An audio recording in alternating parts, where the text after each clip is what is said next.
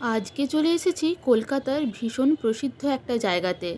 হ্যাঁ, ঠিকই ধরেছ, পৌঁছে গেছি দক্ষিণেশ্বর কালী মন্দিরে।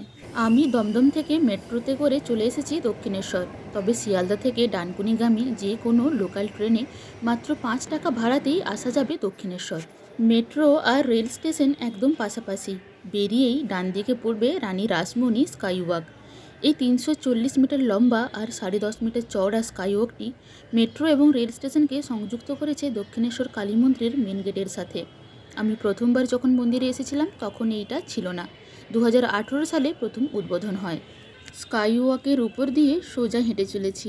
দুপাশে রাস্তা আর মাঝখানে সার দিয়ে করা আছে স্টল। আগে এই স্টলগুলোতে পুজোর সামগ্রী কিনতে পাওয়া যেত, কিন্তু এখন দোকানগুলো বেশিরভাগই বন্ধ থাকে। আসলে সবাই মন্দিরের কাছাকাছি ডালা কিনে নেয়, তাই হয়তো এখানকার দোকানগুলো প্রায় বন্ধ থাকে। একদম শেষ মাথাতে রাস্তার দুপাশে বসার জন্য বেঞ্চ রাখা আছে, আর সামনে কাঁচে কালী মন্দিরের নকশা খুব সুন্দরভাবে ফুটিয়ে তোলা হয়েছে। বাঁ দিক দিয়ে এসকেলেটর দিয়ে নেমে গেলেই সামনেই পড়বে মেন গেট। সামনেই দেখা যাচ্ছে মেন গেট। যদিও আমি এসেছি বিকেলের দিকে, তবুও অল্প বিস্তর ভিড় তো আছেই। বাঁ দিকের গেট দিয়ে সোজা ভেতরে ঢুকে যাব। অনেকটা জায়গা জুড়ে মন্দির প্রাঙ্গণ। সবথেকে বড় কথা, ভীষণ পরিষ্কার পরিচ্ছন্ন, শৃঙ্খলাবদ্ধ। আমি কালীঘাটও গেছি, ওখানে লাইন দিয়ে ঘন্টার পর ঘন্টা দাঁড়িয়ে থাকতে হয়, কিন্তু এখানে সবার জন্য একটাই লাইন। কোনো ভিআইপি বা এক্সট্রা টাকা দিয়ে স্পেশাল লাইন দেওয়ার কনসেপ্ট নেই। শুধু মন্দির প্রাঙ্গণটাই নয়, মূল মন্দিরের ভেতরটাও বেশ প্রশস্ত। ছবি বা ভিডিও তোলা নিষিদ্ধ ভেতরে। ঢুকেই বাঁ দিক দিয়ে গেলে পড়বে একটা পুকুর, যার চারপাশটা সুন্দর করে বাঁধানো। মন্দিরের পিছন দিক এটা। দক্ষিণেশ্বর কালী মন্দিরকে দক্ষিণেশ্বর কালী বাড়িও বলা হয়। 1855 সালে রানী রাসমণি গঙ্গার তীরে নির্মাণ করেন এই মন্দিরটি। এখানে মা কালী মা ভবতারিণী রূপে পূজিত হন। কথিত আছে, স্বপ্নে রানী রাসমণি মা কালীর দর্শন পাওয়ার পর দক্ষিণেশ্বর গ্রামে টালিগঞ্জের নবরত্ন শৈলীর রাধাকান্ত মন্দিরের দ্বারা অনুপ্রাণিত হয়ে বাওয়ালি রাজ পরিবারের বাবু রামনাথ মণ্ডল তৈরি করেছিলেন এই মন্দিরটি। নদীর ধারে কালীর সহধর্মিণী শিবের প্রতি উৎসর্গীকৃত 12টি মন্দির, রাধাকৃষ্ণের মন্দির, নদীর তীরে একটি স্নানের ঘাট, রানী রাসমণিকে উৎসর্গ করা একটি মন্দির রয়েছে। শ্রী শ্রী রামকৃষ্ণ পরমহংসদেব রামকুমার চট্টোপাধ্যায় মারা যাওয়ার পর এই মন্দিরের প্রধান পুরোহিত পদে নিযুক্ত হন। তার জন্যই মন্দিরের খ্যাতি বৃদ্ধি পায় এবং তীর্থযাত্রীদের কাছে অনেক বেশি প্রসিদ্ধ হয়। মা শারদা নহবতের একটি ছোট কক্ষে থাকতেন। এদিকে রয়েছে স্বামী বিবেকানন্দের একটি স্ট্যাচু। তার একটু পেরিয়ে গেলেই পড়বে দোকানগুলো। এই দোকানগুলোতে ডালা কিনতে পাওয়া যায়।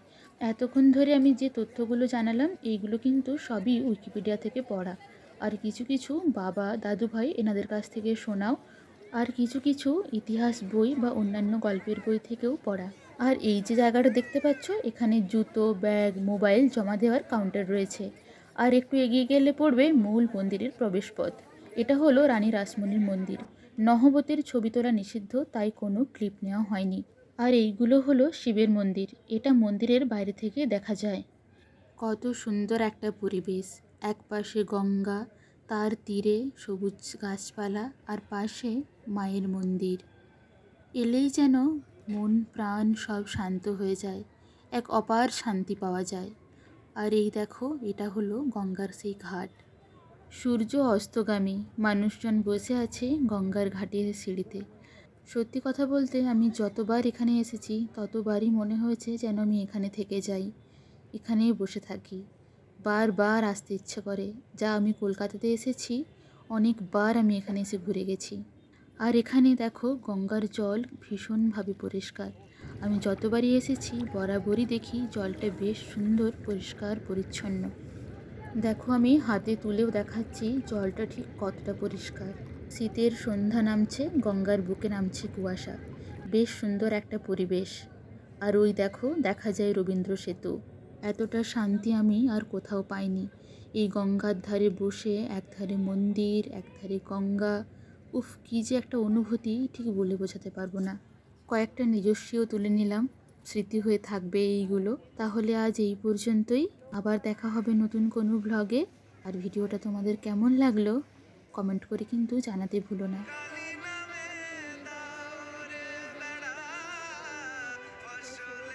ছেড়ে